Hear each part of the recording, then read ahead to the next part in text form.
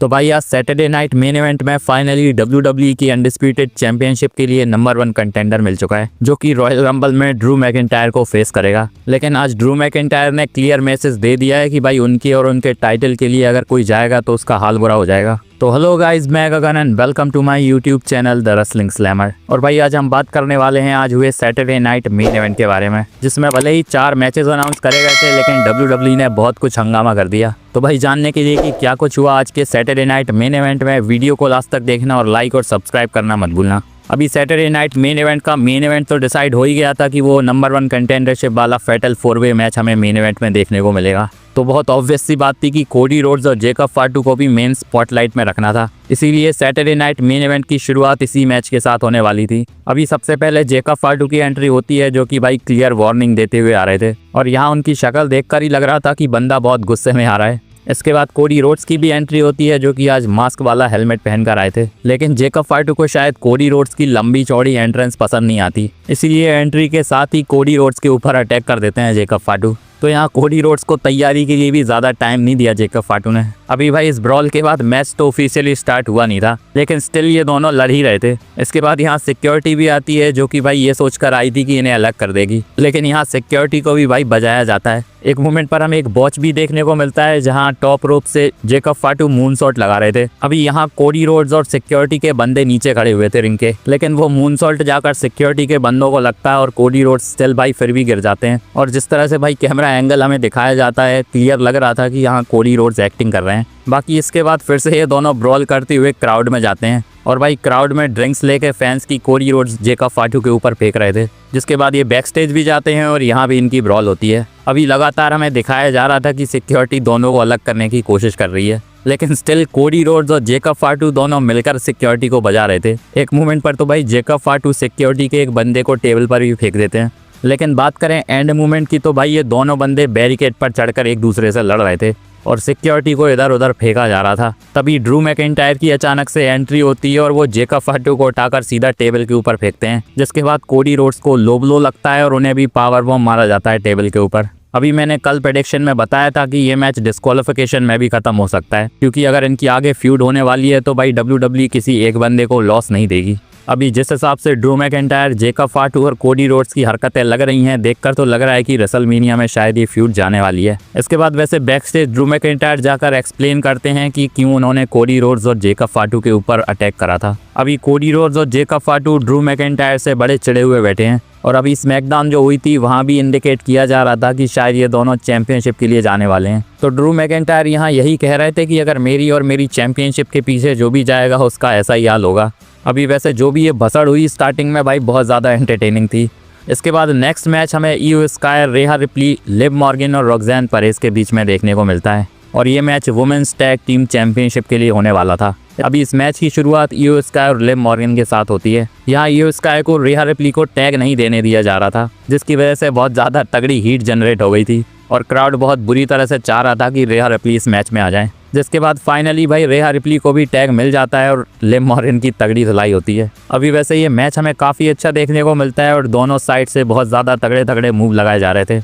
बात करें मैच की एंड की, तो एक मोमेंट पर रॉक्सैन परेज पिन होने वाली थी, लेकिन तभी अचानक से रकेल रॉड्रिगेज आती हैं और रेहा रिप्ली का पैर खींच देती हैं। अभी रेहा रिप्ली रेफरी के बगल में ही खड़ी थी, तो सीधा जाकर वो रेफरी के ऊपर ही गिरती हैं। इसके बाद भाई रकेल रॉड्रिगेज रेहा रिप्ली की धुलाई करती हैं, लेकिन तभी स्टेफनी वकार की एंट्री हो जाती है। अभी स्टेफनी वकार इतने टाइम से इंजर्ड चल रही थी, तो आज फाइनली उन्होंने रिटर्न कर लिया है। अभी देखकर तो लग रहा है कि वो पूरी तरह से क्लियर हो चुकी हैं कम्पीट करने के लिए। रकेल रॉड्रिगेज को तो स्टेफनी वकार संभाल लेती हैं, लेकिन रिंग में लिव मॉर्गन इयो स्काई को ओब्लिवियन मारती हैं, क्योंकि शायद उन्हें लग रहा था कि वो फिलहाल लीगल हैं। पर भाई इयो स्काई ने रेहा रिप्ली को टैग दे दिया था, जिसके बाद रेहा रिप्ली रिंग में आकर लिव मॉर्गन को रेप्टाइड लगाकर मैच को जीत जाती हैं। तो यहाँ रेहा रिप्ली और इयो स्काई ने अपनी चैंपियनशिप को रिटेन कर लिया है, जो कि बहुत ज़्यादा ऑब्वियस था, क्योंकि अभी अभी इन्होंने चैंपियनशिप को जीता था, तो थोड़ा लंबा रेन तो इनका होने वाला है।